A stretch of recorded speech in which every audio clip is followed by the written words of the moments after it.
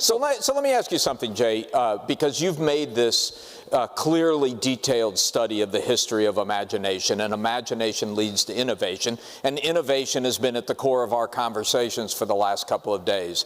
And one of the topics we've been talking about is innovation in China. So what are the characteristics of a society that make it a fertile place for imagination and innovation?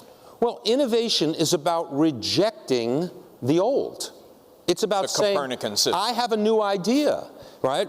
If your idea is, I know everything, right, then you're not going to innovate. If your idea is the world has nothing to teach me, you're not going to innovate. If your idea is I don't need your scientific method, I have all the answers I need. If you're the Catholic Church for 1,000 years, it's a venial sin to have imagination. It's great for art, okay? Not good for innovation. Not good for innovation. So the challenge in innovation is and especially in China, it's the tension between the Confucian tradition of respect for elders, respect for the professor, respect for the established way, and yet the ability to challenge that way and say, no, I have a new way, I have a new answer. And not only that, early on, China rejected the scientific method. Of course, that's come 180 degrees around, and now China has strongly embraced the scientific method. But until it did, it was at a massive disadvantage. The Confucian culture, combined with the lack of a scientific method, meant there was no reason to challenge anything. Yeah. Yeah. That is the big change in the modern China. They've reversed it.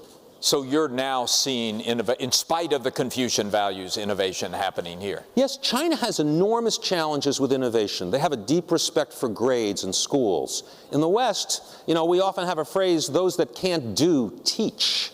In China, that would be an insult. Those that teach are the best. But not in America. Bill Gates is a college dropout, and Americans tend to be proud of it. Chinese are mortified by it.